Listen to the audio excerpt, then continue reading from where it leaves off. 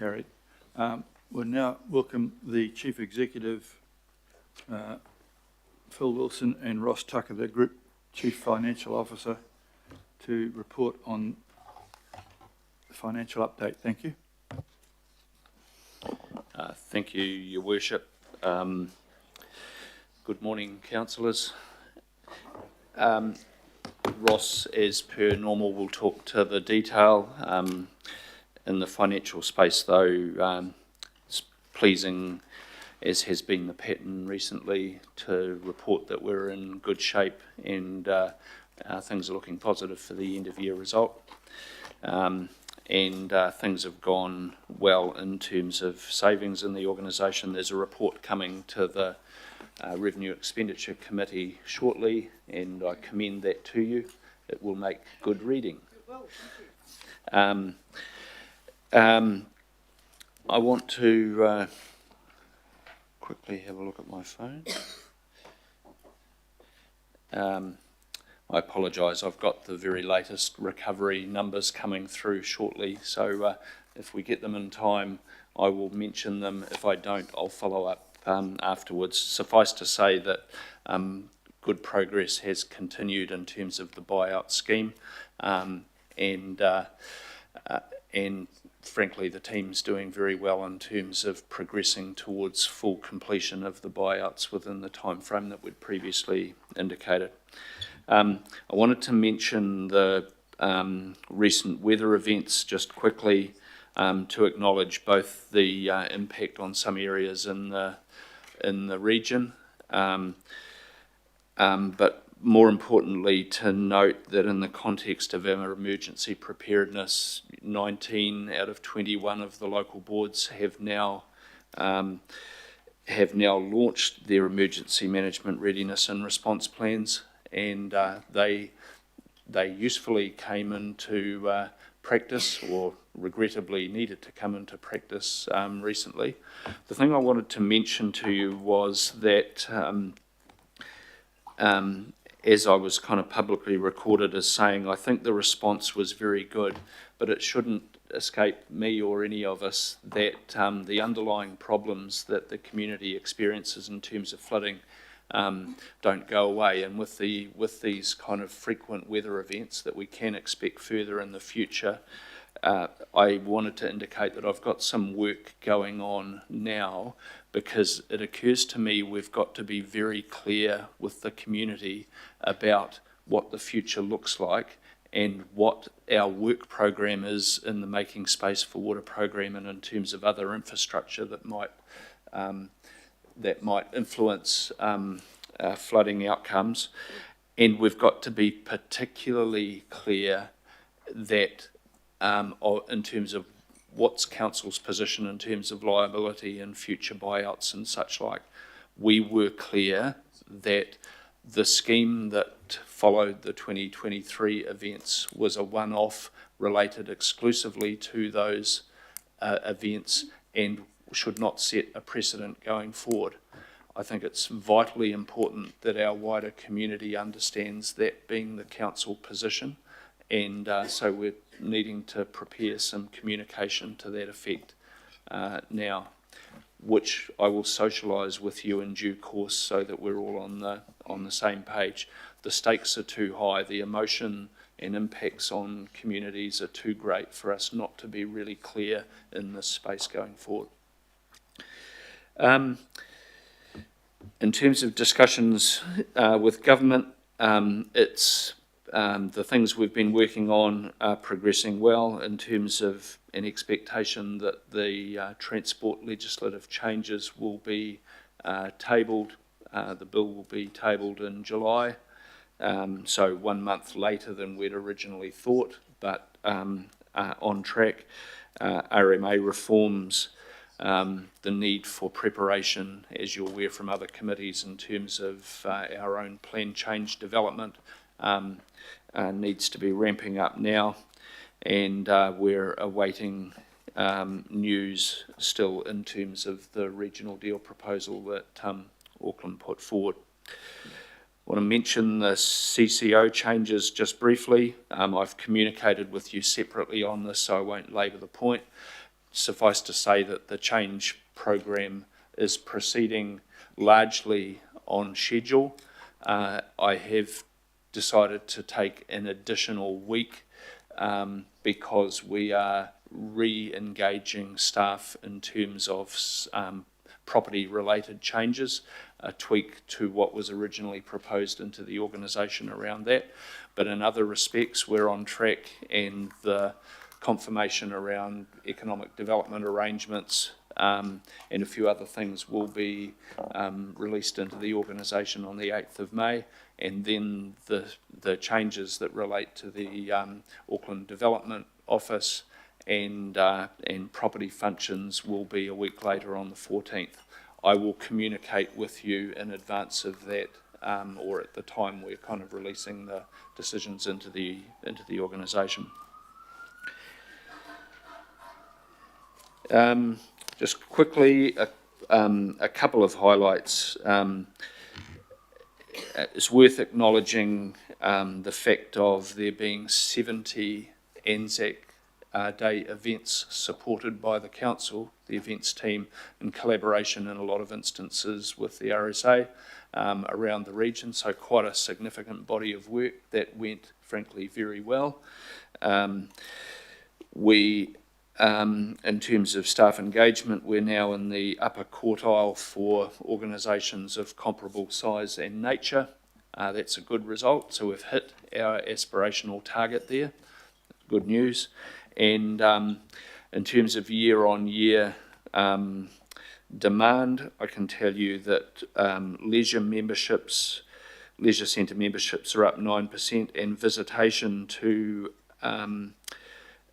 leisure centres, pools and libraries are all 7% up year on year compared to last year. So a lot of demand for our services, way in excess of sort of budget increases and population growth. So it's a good signal. I'll leave it there, Your Worship. A lot of other things I could talk to, but I'll communicate with you separately offline and pass over to Ross. Okay, good morning all. In terms of financial updates, so last month we talked to you about some changes to the Standard & Poor's credit rating framework for the local government sector, and there was about 18 local councils and CCOs that had faced credit rating downgrades. We indicated that we didn't think that was going to impact Auckland Council's credit rating.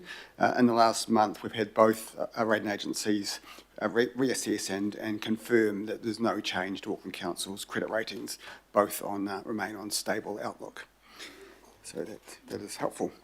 In terms of the annual plan, so we're now into the final phase of that. We're having finished consultation. We had the Budget Committee workshop this week and have kind of released the information around the feedback there. So 13,000 pieces of feedback on this annual budget, the second highest ever for an annual plan, with really good reach in terms of reaching getting feedback from Auckland's diverse communities, with the who we've heard from much better aligns to the census proportions of different community groups, different segments of the community, much more so than previous consultations. So it's very pleasing about who we've heard from. We now move into the process through the Budget Committee between now and the end of May to make final budget decisions, and then we're presenting to the governing body to adopt the final budget and strike rates by the end of June. We're working away on a budget refresh, so while we've been out there consulting with the community, staff across the group have been looking at reviewing budgets. We'll be discussing that further with Budget Committee next Wednesday. We are going to provide a memo shortly, probably hopefully today, just kind of gives you an outline of what we've learnt from that refresh, what is the result of going through and reviewing all the revenue expenditure lines. The headline result is kind of, there's a lot of pluses and minuses. There's some more cost pressures and some things that are unfavourable trends compared to the long-term plan predictions, but there's some favourable offsets, some lower interest in inflation, just slightly lower than forecast in the LTP, some other savings. So it's kind of broadly, overall, it's very, very similar to where what the finances were looking like in December when you agreed budgets for consultation. So that means we're kind of broadly on track for the budget settings and parameters set out in the long-term plan and in the consultation document for this annual plan, including the 5.8% rates increase. It does mean there's very limited capacity for anything new. There is still a small residual gap that staff are working to close for Auckland Council, and there is a number of financial risks from various quarters. The global economic situation is quite uncertain at the moment, and that kind of has risks as well. So we'll be giving you further information and working through that over the course of this month. As I said, things haven't changed. We're in a very similar picture to the consultation.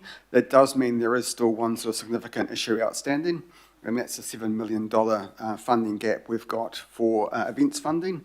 And so decisions around how you resolve that, how do you work through that, whether it's bed night visitor levies or other solutions to solve that gap, that will be a key thing that will have to be worked through the Budget Committee this month and be addressed through the final MERL proposal for this annual plan. So that's kind of where that process is at the moment, and there'll be more to say through the Budget Committee. In terms of updates for the March month, so capital expenditure across the group is still strong. The 95% CapEx delivered, $2.8 billion for the 3 quarters through to March. 90% delivery for Auckland Transport, just under 80% for water care. Highlights are set out in the reports. Biggest one was obviously the breakthrough of the central interceptor tunnel boring machine into Point Erin, but lots of other smaller projects completed, lots of flood response and repair works, and some road safety improvements and things like that across the region. In terms of operating budgets, things are still favourable for the current year, although the year-to-date results aren't looking quite as favourable as they were looking last month. Still, across the group, the operating budget is still over $100 million favourable to budget. In terms of revenue, 12 million favourable to budget. It's a little bit less than the 20 million favourable we were seeing last month, and that's largely due to IGC revenue, so infrastructure growth charges for water care coming off a little bit. On the cost side of things, also slightly less favourable, largely to do with our outsourced works service costs at Auckland Council, and a lot of that is technology spend, where things are classified as operating spend rather than capital spend in the technology space. So overall, over $100 million favourable, just not quite as favourable as it had been looking in previous months. In the debt picture, and we have added into the financial dashboard a little bit more detail around the debt trends and information there, so just a bit more. That last time I think we'd got the balance a bit too light, so there's more visibility there. Debt has increased over the financial years, over the 9 months to the end of the March quarter. It was a $1.3 billion increase compared to $2.8 billion of capital investment. That means group debt sitting at $13.6 billion and projected to be around about $14 billion by the end of the year. That is all about debt to fund the capital program. In the dashboard that's been distributed, it shows net debt as a percentage of assets, so debt being 17.1% of assets, and it's broadly similar to the trend we've seen over the last 5 years when it's sort of ranged between 16 to 18%. So, debt is increasing, but compared to assets, compared to revenues, it's looking reasonably healthy and broadly in line with long-term plan projections. Happy to take any questions. Thank you for that, very much for that. Your Worship, I'll just, the numbers I couldn't locate, which I know are of interest to you. The overall buyout number is obviously becoming clearer and clearer as the months go by, and is looking reasonably reliably to sit at 1,200. 1,200 properties, 671 are now settled, and another 130 are in the final pipeline in terms of sale and purchase agreements. So. Okay, thank you for that. I've got questions from Councillor Fletcher, please. Thank you, Worship. I have 3 questions. Phil, having seen you at appointments and performance earlier in the week and looking at the dashboard, clearly you have a good handle on where the council is at, and I commend you for that. But my question relates, and it's been raised by a number of constituents and by the Puketapapa local board. You have made it very clear that there will not be an opportunity for further buyouts. So that is abundantly clear. But are you looking, with any budgetary refresh, there is a perception that there's a perception that a lot of the most recent flooding is as a result of development on flood-prone areas. And so the question is, are you looking at anything in terms of refresh by way of potential compensation should there be any moratorium on continued development into those areas? I think we're in territory here where we need to carefully discuss with you what this looks like. It's not so much that I'm not contemplating any further buyouts, that is that the council's policy position is very clear on this matter, unless or until you decide to change it and give me a different direction. In terms of... I'm not asking for you to go into any detail, and I realise the sensitivity around it, but there will be, I think, an increasing push on those continued developments where insufficient infrastructure is in place. And what I really just seek from you is an understanding of that and a confidence that in any budget refresh there will potentially be consideration given to some of these really challenging issues. Yes, I think we do need to have that conversation, and for us to give you advice accordingly in due course through the, maybe not so much the annual plan, possibly more so the next long-term plan, and certainly in the context of plan change activity that might limit development rights. We're obliged to consider it. My second question relates to a long-standing issue for me, having prattled on about this for a number of years, but I see that the Mayor has taken an interest as well, that for all of the investment that we have put into the CRL, along with government, and CRL Limited, we know that we're just not going to be fit for purpose on day one of opening. That might be to do with inner-west grade separation. It might be to do with the matter that I've harked on about for a long time, and that's the redevelopment above Mangawhau and other areas. The Mayor has taken an interest in the bus routes and whether there's connectivity being sufficiently thought through. It is hard because while in a governance sense we have all these individual silos, what action are you taking as CEO to try and bring much of this together? This is the largest infrastructure project for New Zealand ever. And yet the level of preparedness is not one that we can put our hands on our hearts and say, we'll be ready to go. Could you give an insight into what you are doing as our CEO to encourage preparedness? So firstly, just to acknowledge the concern, maybe the opportunity, if I frame it more positively, we're aware that there are a number of things that we need to do in order to maximise the City Rail Link opening. They fall into two categories. I am bringing people together under Barry Potter's leadership, actually, in terms of getting ready for day one opening activity and making sure that as much as we can get done is done. So that's one activity, bringing Auckland Transport, City Rail Link Limited, Kiwi Rail, our own council group activity and so forth together for that specific purpose. The second The second thing that's happening really relates to the creation of the Auckland Development Office as proposed, or the Auckland Urban Development Office is a name we're considering right now through the consultation process.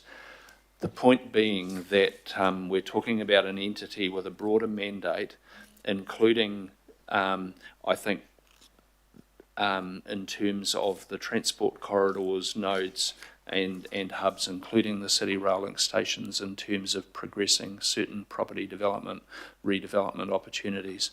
Now, the thing I would signal is that we need to come together with you and have a discussion shortly about the location priorities for this new entity post 1 July.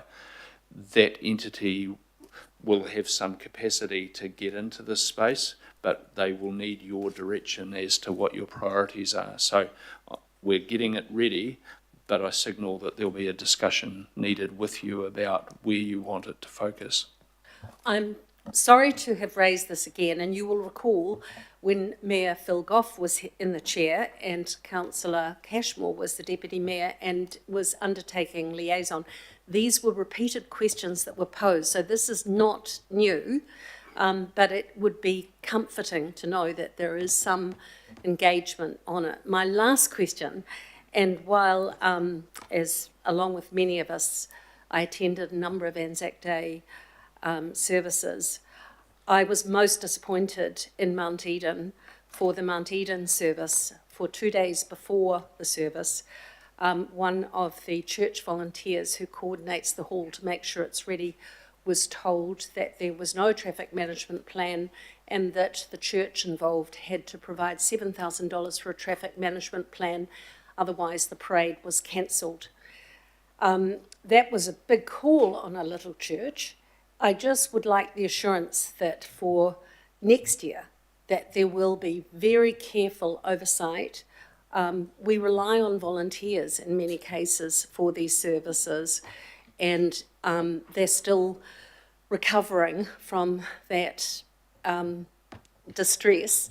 As it turned out, the band that was playing marched one down a footpath, and it was all interesting. And we were honoured to have the Deputy Prime Minister attend this little Mount Eden service. However, it was an awkwardness that ought not to have happened, and I want your assurance that this will not happen again. Yeah, look, I'm unaware of that specific, so I'm happy to follow up on it. Am I able to give you an assurance that all 70 events that we were involved in will go, and I'm assuming this was one that we were involved in, not a private Yes, or yes, it community-based was, one? and it's one Yeah. that has taken place for many, many years, but it's the first time that this has happened. I think it's a personnel change that might be taking place, but Okay. it's just not one that sat comfortably with people. Thanks. I'll pick that up. Councillor Turner, please. Thank you, Mr. Mayor. Just two things. One for Mr. Wilson. Selling the properties that I know we have to recover as much money as we can out of this because it's cost a lot. But I am just concerned about profit, about us making a profit on these sales.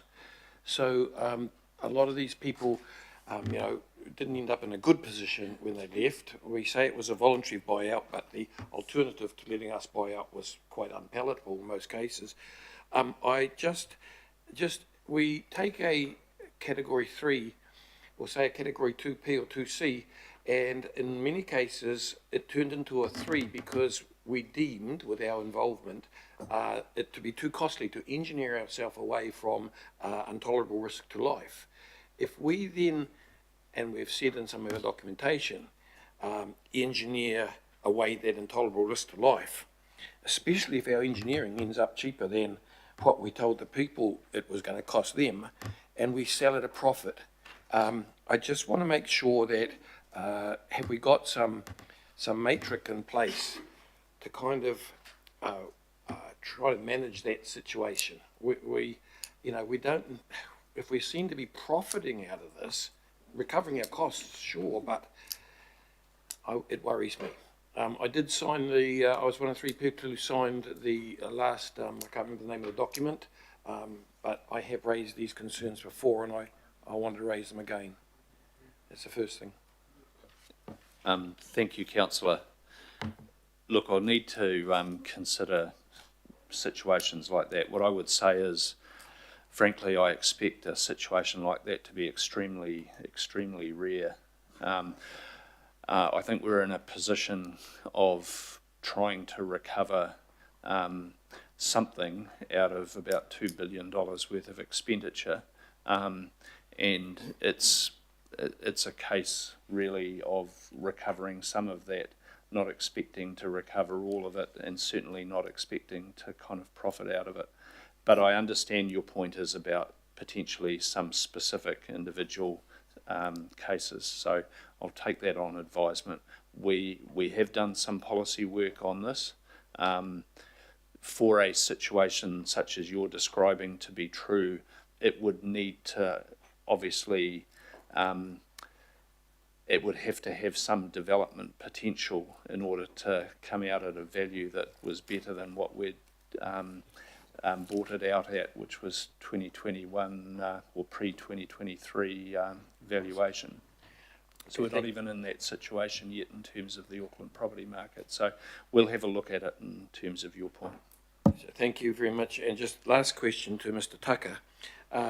You just talked about debt to asset value. I have concerns that, you know, a lot of the things we call assets are actually liabilities. They're under the ground, pipe works, etc. But am I correct that 1/3 of our rate income is actually paying interest per year? I think 1/3 seems very high. That might be, if you look at our interest costs compared to rates revenue, that might be the right ballpark, but there's lots of other sources of revenue that fund interest as well. You know, development contributions, water charges, all pay for interest as well. So, But the water charges are water cares, and that's now separate, is it not? in terms of the group accounts, it's all consolidated into the overall numbers. So it's funded separately, the financial risk is separate, but from an accounting perspective, it's added in. So there are a range of things that fund interest. It's not all rates, all interest is funded by rates. And what is the ballpark interest cost per annum at the moment?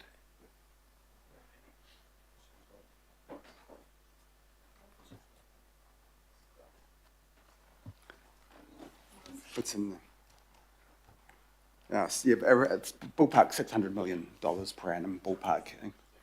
Yeah. Thank so you. Yeah, of that magnitude, but it won't all be rates funded. Thank you. Thank you for that. Councillor Williamson, please. Yeah, thanks, Mayor. Look, I'll be quite quick. Ross, it's great to have a dashboard and it's great to sort of summarise things, but there's just a couple of things I think could do with a little bit more detail that councillors could know. For example, under expenditure, we've only got 3 lines of expenditure for the entire council. One is staff, 1.2 billion. One is grants and contributions, 170 million. And the third one is other, 2.6 billion. And I think that councillors could get a better feeling for things if that was broken out into a few more lines. I don't want 3,000 pages because then no one will read it. But other 2.6 billion doesn't tell me anything. Secondly, I think it's time that we got a little bit more detail about interest costs, because I can never tell whether that we've got a 22 million increase in costs for the 3 quarters of the year. And so it's likely to be, what, 25 or 27 if it stays at that rate. $1 million more of interest costs, but I don't know how much of that is to do with the debt increasing. I don't know how much of that's to do with whether we've got interest lines coming off hedge, and so we're paying more interest or less. And the thing I'm really concerned about, which I really think we could do with a bit better breakdown, even if it's in the narrative, not in the table, is exchange rates. Because if any of you think the exchange rates in the world are going to stay stable for the next few months, you're dreaming. They're going to go all over the paddock. And if we've got debt in foreign money and it's not fully hedged, and I understand it is fully hedged or was, but I'd really like to know a little bit more about that finance cost. When I see 22 million more, it would be good to know how much of that was to do with more debt, or the interest rates had gone up, or in fact there was an exchange rate issue. And just a little bit more in the narrative about that, I think, would be helpful for all councillors. Hear, hear. Okay, Ross, are you accepting that? Yeah, we'll look to see what extra breakdown we might be able to put into this monthly dashboard. The other bit is the quarterly. We'll soon have the quarterly report for the March quarter, which will go into more detail around interest stuff. So we'll make sure some of those things you've talked about are. Most people, because it's so quick. Yeah, so every 3 months is a deeper dive, and we can get into more detail, particularly things around interest costs and some of those drivers. As you said, the exchange rate is fully hedged with all our borrowing, so that's not a major factor for us, but we can go into detail there. Good, thank you very much for that, Councillor Sayre. I'll be a bit briefer because Councillor Morrison covered what I was going to suggest as well. But Phil, in terms of another rain event, and it could, if that was over the central city, obviously there's probably, I think you're pointing out there's an expectation there, wrongfully, that people might expect the same sort of response and financial bailout that we've just been through. So were you indicating that you're looking at a way to educate the public or manage those expectations in advance? Is that what you were getting at? Yeah, I'm talking about really a communication effort to manage expectations and clarify council's position. Yeah, okay, great. And I'm very pleased. Well, it's great that we can get in front of the chief executive and the chief financial officer in these forums. So I'm appreciative of it. And also noticing that you are taking on suggestions, including that chart there of the net borrowings to assets. So I was very interested in that trend and I'm comfortable with it. In terms of, I don't know if this is for you, Phil, or for Ross, but around our income from fees rather than rates and the downturn, I guess, in particularly the construction and housing market, how are we seeing any risks there or any downturns there in terms of income expectations in that area of the business? In broad terms, it's been healthier than we expected, but we've got to watch it really carefully because of exactly the dynamic you're talking about going forward. And it's, don't want to get too far ahead of myself, but you might be aware that central government's looking at consenting regimes and the possibility of self-certification in some aspects and what have you. Those types of changes will have a bearing both on workload and on fee revenue. But yes, it needs to be watched quite carefully. Sometimes There's a bit of a lag, actually, because a subdivision's often 5 years between the resource consent and the heavy costs of development contributions, and so it takes a while, follows it rather than catches up. But Councillor Henderson, please. Thank you. Got a couple. Just really quick, because I won't talk about it later, but just acknowledging the beautiful Anzac commemorations and thanks to all the staff involved. I mean, it should fill Aucklanders with great pride. It was great for us to be involved. I've got one question to you, Phil, and then two to you, Ross. So firstly, in terms of buyout and future land, I guess I'm just kind of looking for confirmation here that when we make those decisions, we're going to take into account things like environmental factors, such as the potential extension of wetlands, things like that. So can I kind of just get that assurance?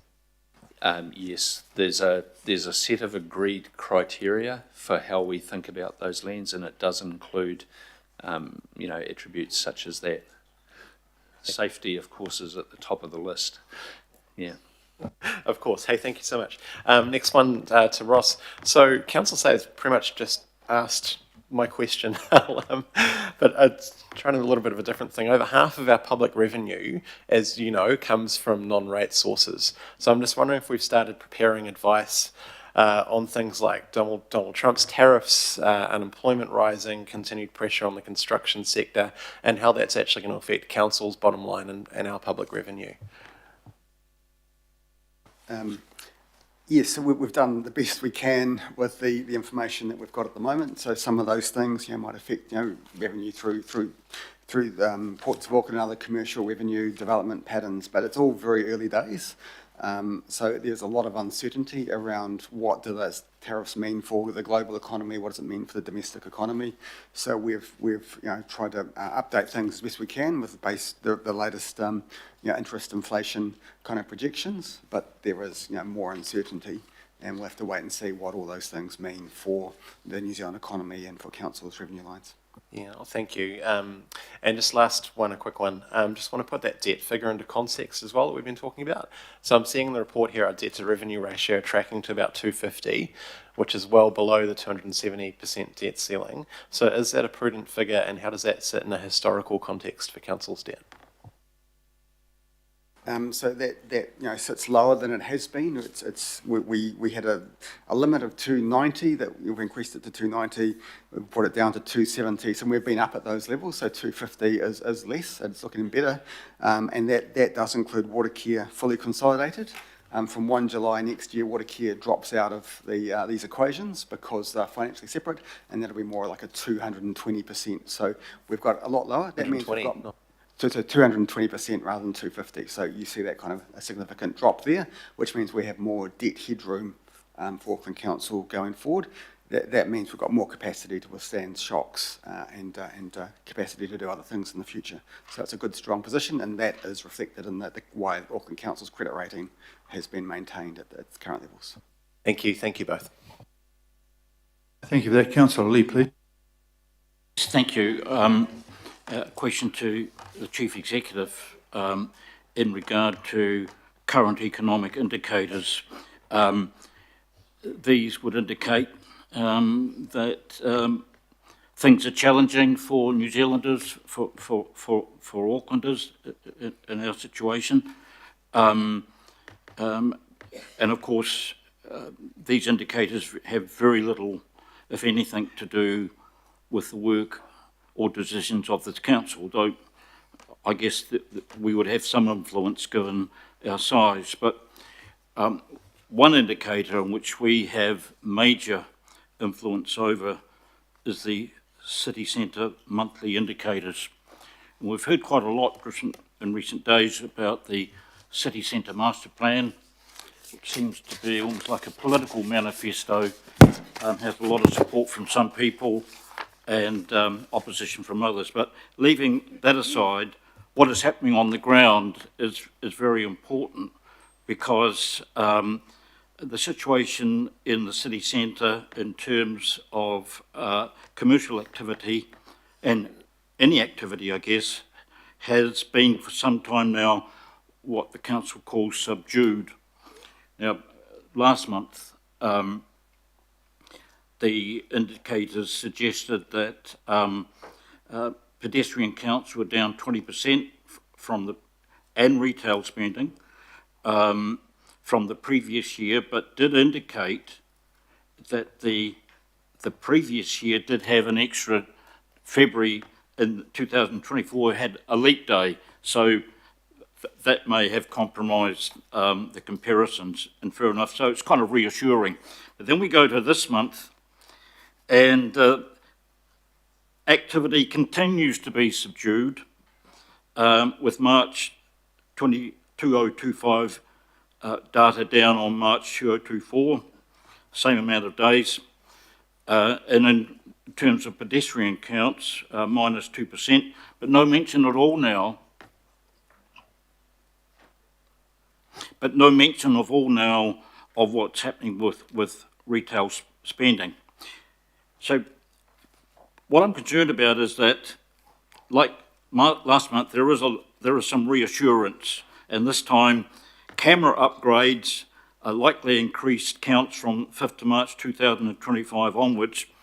But then that raises questions about the data set and the comparability. So if the camera upgrades mean we're going to see better news, that's a little bit of a concern, unless, to be fair, we get a calibration between the old camera that we used and the upgraded cameras. Otherwise, you know, it makes a joke of the whole data set.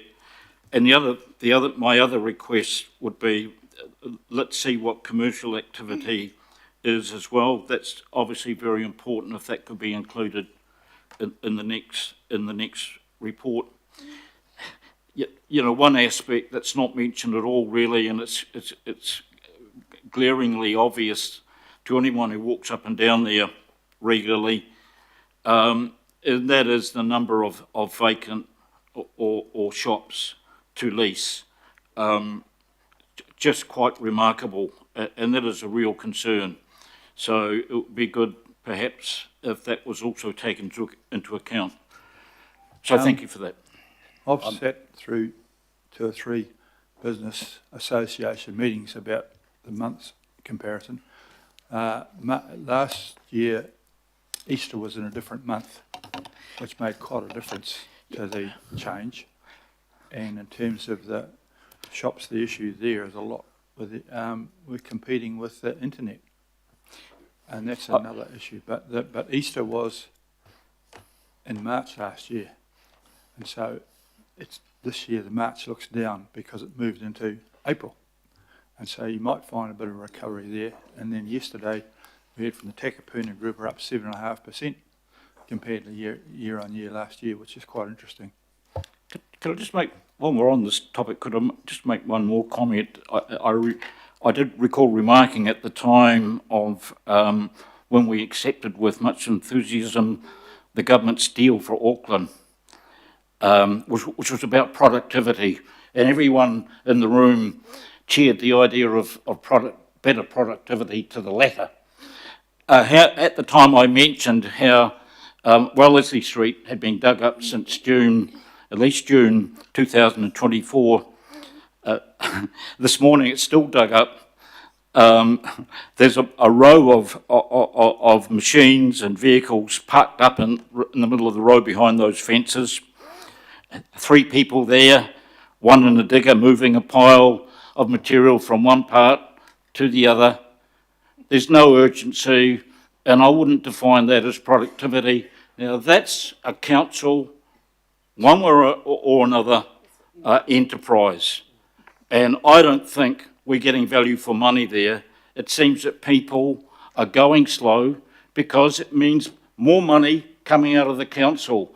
But that's bad enough. But there's more disruption to the commercial life and social life of the city, and that is a real concern.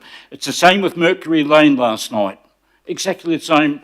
There was a digger with a small pile of earth going from one side to the other, and nothing else. It's not good enough. I'll make that point. Thank you.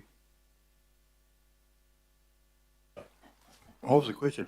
I think what we'll... Councillor Stewart, please. Thank you. This is just a question to Phil Wilson, our CEO. Can we do some work on the LIM reports, what information goes on the LIM reports? And I have mentioned this before, in regard of floodplains. Now, on the LIM reports, I know we have floodplains, which in some cases, probably in 100 years, none of them will ever flood, okay? And we know that. But we've got the floodplains. But we do have floodplains or areas that we know we do have flooding on property, and sometimes quite serious. So on the LIM report at the moment, the LIM report, Land Information Memorandum Report, is a legal document that discloses information about a property, including a flood risk, and is used for due diligence before property purchase and development. Auckland Council has a legal responsibility. You can look this up. It says we have a legal responsibility to disclose information on LIM reports, including flood risk information, a moral obligation to provide complete information when requested. The LIM report may include information about flood zones, previous flood events, and other relevant information about the property flood risk. Now, you might like to have a look at, there's a very, very good podcast with Duncan Garner, and Councillor Williamson's actually being interviewed on that, and he's talking about this exact thing. Now, Duncan Garner, he was talking about, I'm always banging on about what goes on in Howick, in a certain street. he was on this podcast, he's going on about something that's happening, where was it, in Mount Roskill. Yep. In Mount Roskill. And he said, this property in Mount Roskill, it's known, this bit of parcel of land has been known to flood many, many times, and our consenting staff have also allowed them to build a whole lot of houses that are going to eventually flood. So what I'm trying to say is, on the LIM report, yes, very good. We have that it's on a floodplain. We know that some floodplains maybe in the next 100 years may never flood, but we have some floodplains and some properties that are well documented, and the council regulatory staff actually know about it. Why is it that we can't have that on there? And that's like a duty of care, because we have people that are buying properties that are knowing that they're going to flood, but we're still allowing it to happen. And I know there's work going on with this, but what I'm just saying is that I think on the LIM reports we do have to start thinking about what we're going to put on there. Councillor Williamson,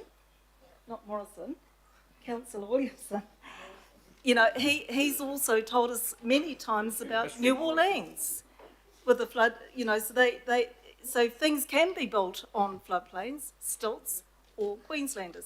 Okay. Thank you. That's the question. Thank you, Councillor Stewart.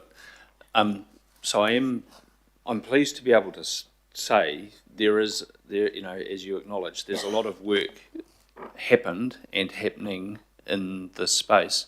The LIMs that exist now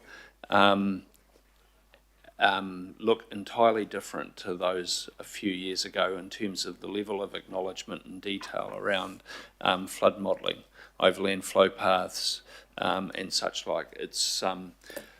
It is already happening. The question about ability to build in certain locations is also related to the plan change work that is going to be before you increasingly in the very short term. So, you know, I acknowledge the tension here. I have to kind of say there is pretty good intelligence, modelling and reflection now in LIMs, okay? And so we should be in a situation of some pretty informed, a pretty informed public in terms of buying and selling property, okay? We need to backfill now in terms of the plan change work and understanding those natural hazards that might either prevent development or more likely require it to be done in particular ways, to your point about, you know, floor levels and such like. Thank you for that. Councillor Ferry, please. Thank you. Just clarifying, we are in question time. Is that correct? Yep, thank you. Might not have learnt that from listening, but it is question time. I am going to start with a short acknowledgement of the staff work on Cyclone Tam, though, and what we saw from staff. I know there was some frustration around the alerts and stuff, and I know that we're working on that behind the scenes with Met Service. But the way that staff set up, for example, the emergency centre and the Fickling centre in my ward, the way that people were sending out information and responding and stuff was, I thought, impressive, particularly given past shortcomings. And I had a lot of positive messages from the community about that. So I did just want to acknowledge that, and also thank you to the Healthy Water staff for responding to the request from myself and the Puketapa local board for an urgent briefing, which Councillor Fletcher and I will step out at some point in this meeting today, because the only time we could make work was 2 o'clock this afternoon. So just wanted to acknowledge their willingness to do that, as it's largely the Puketapa area that's been the hardest hit this time, a little bit in Albert Eden as well. So I have a few questions then about this staff. So do we, and building on the question that you've just responded to, Phil, from Councillor Stewart, do we have some comms coming for the community around some of these timelines about the difficulty we're in with this planning stuff and the fact that we are unpicking it and we are going to be picking up the natural hazards plan change, but we need to finish this plan change 78 stuff first to get that off the books so we can do the flooding stuff. I've been having a lot of one-on-one conversations about that, but it would be really helpful if there was some comprehensive comms on that, some simple messages, but also some background detail that we could use with the public. That's my first question. Yes, that's part of what we're thinking. To some degree, it will be general messages out into the Auckland community. Some of it needs to be a little bit more localised, where it relates to, you know, making space for water priority areas and such like. But yes. Great. And this might be a question that sits more with the recovery office, so I understand if you might need to come back. Sorry, are we having side chats as well as making speeches? Could I have a bit of clarity around, with the clearance program for the Category 3 houses, we have had a number of incidents in the ward where there was a house that we have purchased, but we haven't cleared it yet, and the clearance of it, it wouldn't have stopped flooding entirely, but it might have made a difference, particularly for immediate neighbours. Is there any capacity for us to now prioritise some of those, acknowledging we were waiting until we'd finished more so that we could do them comprehensively, but is there potentially some wiggle room there? Because that's something I'd really like us to look at. Would give some of those neighbours a bit more reassurance that we are moving faster. Yes, and I've just had a conversation along those lines with Mace Ward. Great. I think there are two situations, the one you're talking about, where there might be a risk to help mitigate. The other one is where there is vandalism and other issues arising because of the, you know, vacant property. Right, cool. I'm keen to follow that up. And then I also had a question around renters. I've had two properties come up already where they flooded in 2023 badly. And in one case, I know that the property owner did come into the categorisation but turned down a buyout offer. I don't know about the other one yet. And then they have re-rented the property to somebody else. And I know we are in a difficult, this isn't necessarily something we can deal with through bylaw. But what is are we looking at this? Are we thinking about, we've talked a bit about getting information on limbs, but if you're renting a property, you're usually not going to access the limb. Usually, costs some money. You're not going to do that. People can look at the flood viewer, but that's limited. So are we looking at how we can potentially provide better information for renters making decisions about renting properties that may have a known flood risk? The truth is we haven't really up till now, other than in terms of some of the related discussions with owners through the navigation service and otherwise. I'm happy to look at it. I'm not entirely sure I can tell you what the answer will be, but I think it is worth looking at, and I sympathise. I've met with one of the people I know you're referencing here after the flood, so quite a sad situation. Yeah, thank you. And I guess just finally, a question for Duncan Garner, if he could reply to the messages I sent him after he wrote an article about that property about 3 or 4 years ago, so we could actually get it on the books. That'd be great. Thanks. No, but I imagine he might be listening in. I don't think council knows whether if somebody's renting or not. We deal with the owner via the rates. And so... Yes, Mr Mayor, I agree with that. I think, though, the point is that we do have rules around commercial property, and renting is really difficult because it can be commercial, but it can also just be private. You might be, renting out a room in your house. It's tricky. And going in the back pocket, so we'll have Councillor Hills, please. Thank you. Phil, it was just to Councillor Turner's question. I just wanted to make sure, because there's been almost 200 homes purchased on the North Shore, and I think people might be concerned about hearing profits to be made. And I just have it confirmed that if there's any sales, they will only be A, after we've spent a load of money removing homes, B, after we've spent a lot of money making the area safe, B, if we get to a point where if we get to the point where any of them can be sold back, they will have to be sold at market price, which may get us back to, half of what we originally spent. I've been having meetings with Healthy Waters, things to guide them to. We're trying to extract the maximum amount out of what we've got in order that we can extend the Healthy Waters. Healthy Waters have eventually paid for this because we reduced their budgets in order to pay out these houses. And so anything that comes back will go back to Healthy Waters to do more of the Healthy Waters work, which has been cut back. So I guess you're quite right. The thing has to have substantial change before it's sold. I guess my question for Phil is, though, if you talk about the cost of removing, the cost of buying, the cost of doing the mitigation works, there's almost no foreseeable way, unless we're selling it in 80 years' time, that the market value will somehow swallow all of those costs and make a profit. Yeah, I mean, yes, you're right, and that's why I said I thought this would be an extremely rare, if ever, situation. But I do understand the sensitivity to the previous owners that is behind Councillor Turner's question as well.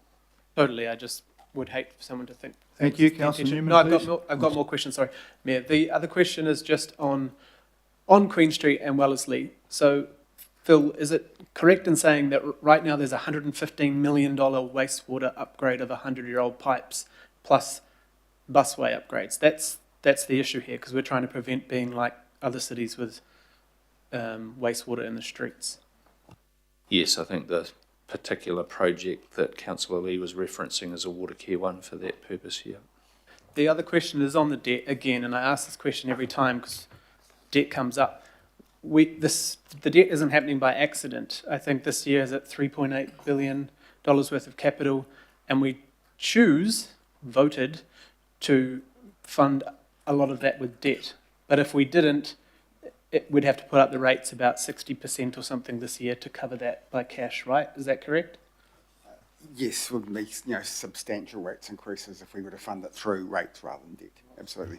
So our choice would be to either reduce capital spending by $1 billion or $2 billion, or put the rates up 60 or 70%. Correct. Thank you. Thank you. And just lastly on I do understand Councillor Williamson's question in the insight, but could I just have it on record, Ross or Phil, that in the annual report, the expenses list is quite vast and shows on the public record, you can see last year's, and also we've had access to all the service profiles, 106 pages of them, and terabytes of data of everything else the council spends. Can you just have that confirmed that there's sort of no lack of access to that information? Yes, there's lots of information has been provided in various forums, and the annual report does go into lots of detail in the statements and the notes to the statements. So there's a lot of information, a lot of transparency available. Yes. Councillor Newman, please. Yes, thank you. A couple of questions from me, but with indulgence from you, Your Worship, can I just say, Phil, thank you very much for attending the farewell for Jack Hobbs at the Auckland Botanic Gardens the other night. Jack's long service to Auckland Council and to Auckland, because he was obviously involved in the regional council before then, was a great credit to him and of great benefit to the people of Auckland, and your attendance and acknowledging his departure was very much appreciated, so thank you. That's very gracious. My first question, I know that the Auckland Council Auckland Future Fund Bill has been introduced. I understand that Councillor Fletcher presented a submission at the Government Administration Select Committee the other day. Do you have any idea when that is due to be reported back for its subsequent readings? And if you don't, can you give us the best update when you have it? I don't have that right in front of me. I'll just check with Ross that he doesn't, but we can come back to you in any event. No, I don't. We'll come back to you on. I think you'll find it's within the next couple of weeks. As I understand it, Parliament sits next week and it will come back on Wednesday fortnight, I think. We'll clarify after this meeting, given that timeframe. Thank you. My next question, I'm wondering, given it is, we are here in the governing body, if you could give your best update regarding the valuation reports? There's been considerable work done to try and make sure that the valuation data is ready for mid-year. Ross will give you the detail, but I think the valuation file's gone to the Valuer General this week. Ross? Yes, so staff have worked through with our valuation providers to do all of the rework requested by the Valuer General. So we have resubmitted all 630,000 valuation files that went through to the Valuer General last week, actually. So it's now with the Valuer General, and he and his team are working through, their certification process for all that valuation data.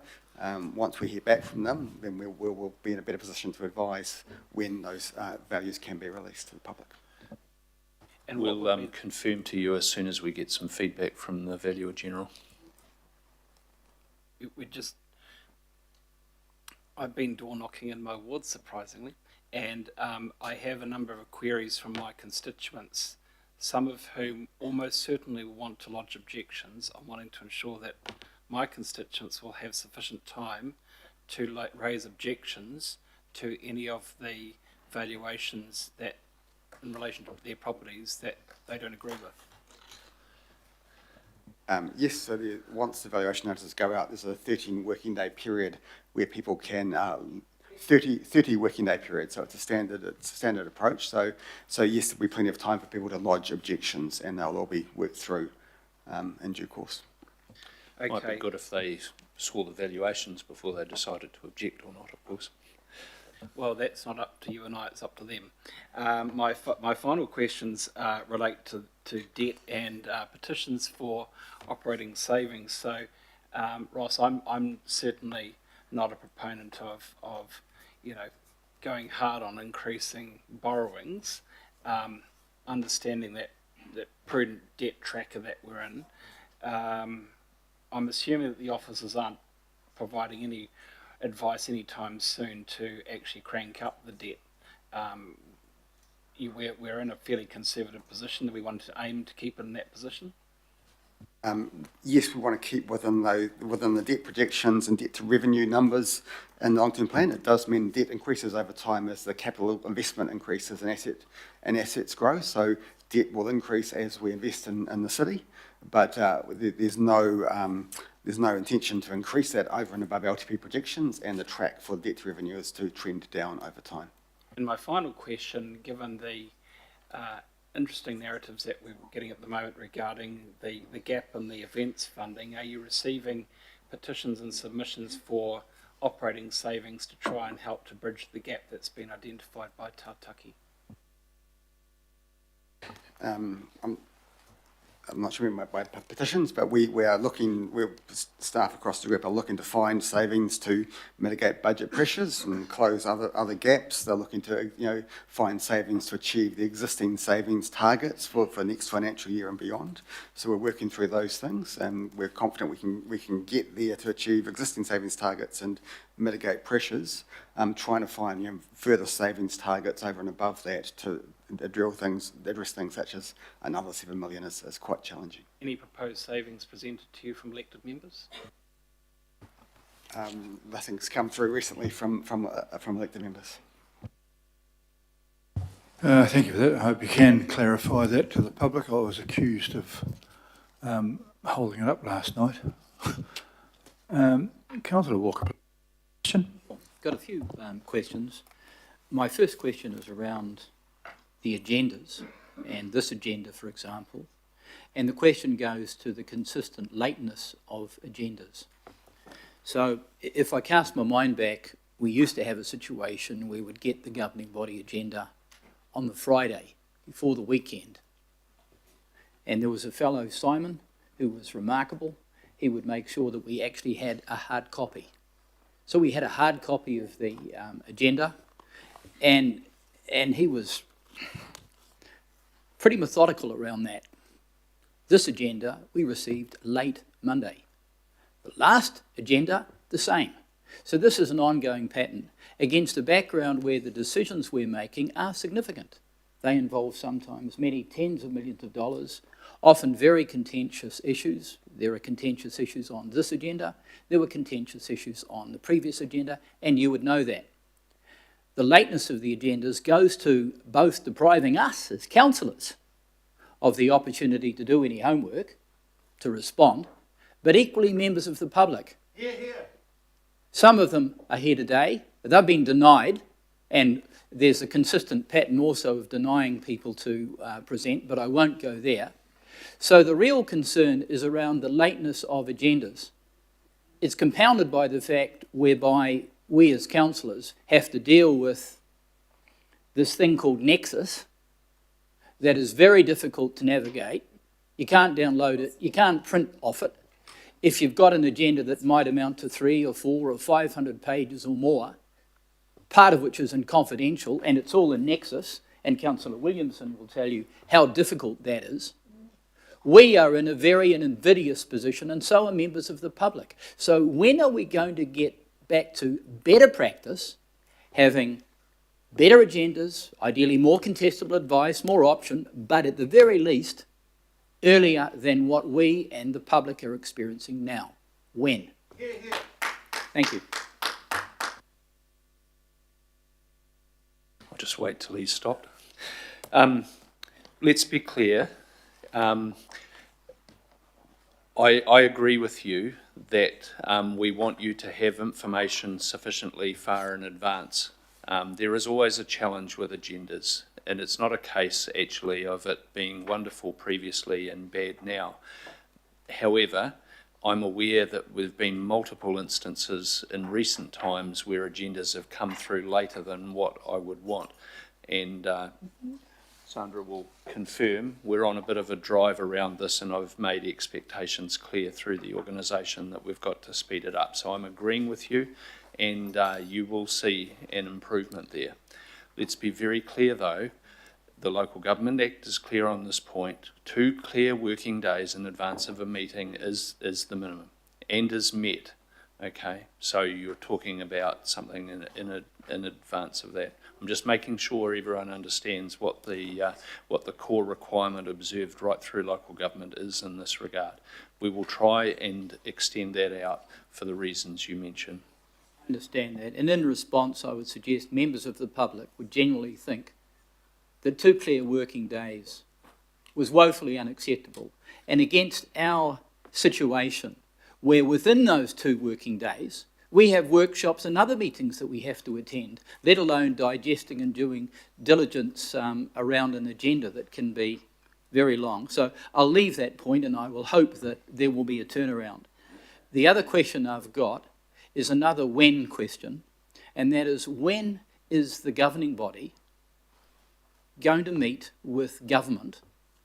And by that I mean the sort of meetings that we started off under Len Brown in his first term, where we as councillors would be able to eyeball a number of members of government, certainly key members of government, the Minister for Auckland, the Minister of Transport, the Prime Minister, it'd be nice to have him, and a number of others, particularly given the so-called city deal that we're advancing, but also the issues that Councillor Lee was raising around the CRL and the other issues that we've got, all of which involve government. And of course we're mindful that much of the money that we receive, I think, 62% in terms of some transport projects and the like, and so on, the flood buyouts, the CRL, for example, 50-50, we're very dependent on the government. When are we going to be going to government and inviting them for those regular meetings? Because we haven't had any in this term under the leadership of Mr. Brown. We had some under Phil Goff, but frankly they deteriorated. At least under Mr. Len Brown, we had some. And this is important. So when are we going to have those? And not just a circumstance where perhaps a few, Mr. Brown, Mr. Darby, Mrs. Dalton meet around Plan Change 78 or the like, around intensification, but with more of us. Thank you. I'm not sure I can answer that question because, of course, it's also in the hands of government, cabinet. Yes, we have raised it. Raised it, asked them? Yes, we have. We have followed up. Councillor Fletcher. I have not seen any letter that's come across my desk offering an invitation to the government. I don't know whether other councillors have, so I'd really like to know whether I've asked them. Maybe we should ask the question of the government. Maybe we haven't asked them. When you have a meeting, you have to have the other person show up, and as yet they haven't. But we are having a discussion whereby the government are considering the number of the ministers who are directly affecting us coming and having a meeting, and so it's on the agenda. And if it's going to have a meeting, it's got to be valuable. So we want the ministers. I don't want to be just sending up a whole lot of people who are from backbenchers. We want the relevant ministers, and that is in the discussion on the table. And I haven't got a date for you. I haven't got a date when the economy is going to come right. Either, I'm sorry to say. Deputy Mayor, Councillor I had another Leone question. and then Deputy Mayor. I had another question. I hadn't finished. So my other question just follows up on the issue that Councillor Fletcher and Councillor Stewart raised around flood-prone properties. And my concern is around the resourcing that's going into catchment management plans and preparation. I raise this issue because I've been taking an interest in a range of catchment management plans across Auckland, a number of them, particularly those in the centre city area that include Meola, Motions, also over on the North Shore, Wairau. And what I'm uncovering is that many of these catchment management plans have not been completed. They're in draft form. They are deficient in a number of respects against a background where we are allowing more intensive development. And my concern, and it goes to the suggestion that there be some form of moratorium. We have the precedent, certainly in parts of Auckland, and it's affecting the Hibiscus Coast, where there's a moratorium, that is, Watercare is not approving connections for new development because there isn't capacity in the sewage system and there's an issue with the discharge consent. So you can't do it. You can't get approval for developments. Sewage driven. When are we going to do this around other issues that go to, for example, stormwater and flooding? So we stop the ongoing development that members of the public see all around them in areas that are flooding. Not just in the flooding area itself, but in the catchment, the upper areas that are feeding down. And when are we going to do something about this? Well, this is a subject that's been repeatedly discussed at the Planning Committee at length, and there is a work program in place around exactly the mitigation of these issues. So I think the answer is best directed through that committee.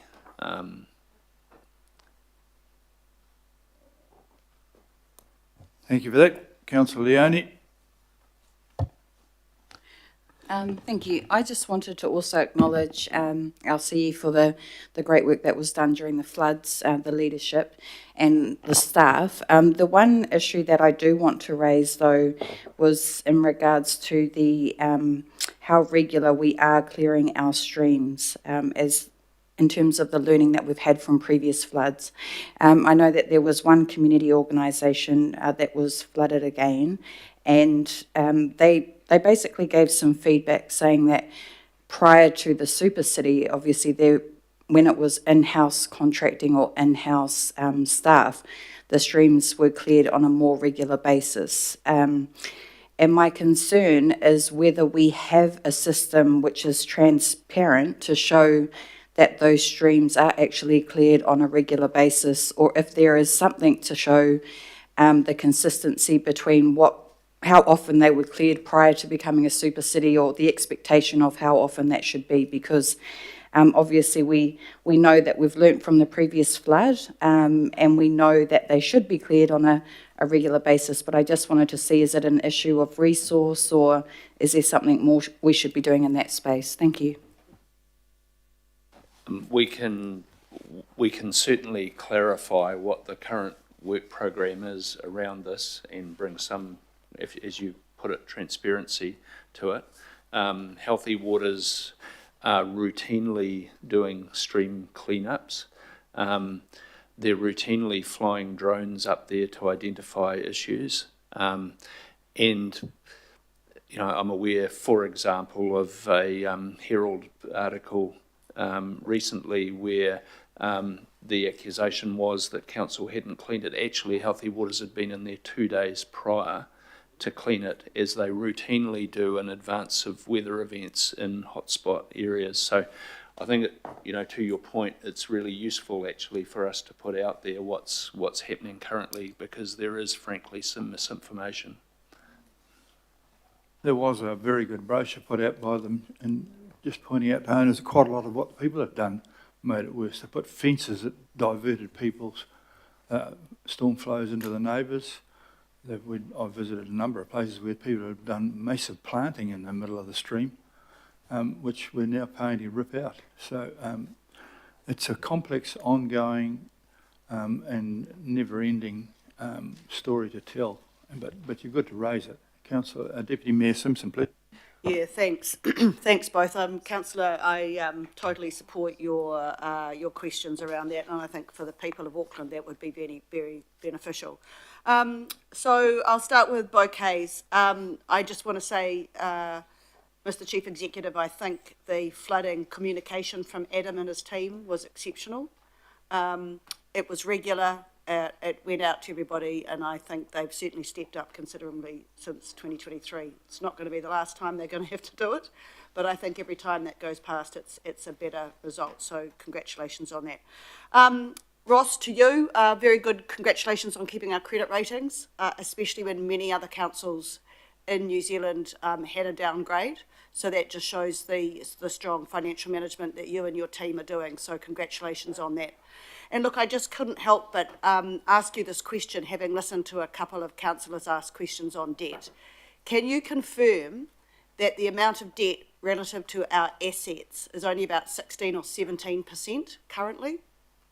17.1% as at the end of March. Thank you. So if it was a mortgage, it would be like having a 17% mortgage. And I just want to put that in the relative context. Thank you. Thank you very much. I've got no further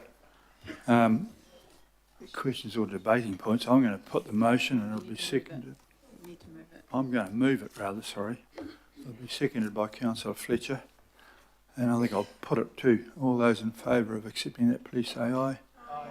Contrary, thank you very much for that. We'll have a 5-minute toilet break and we'll resume. Okay.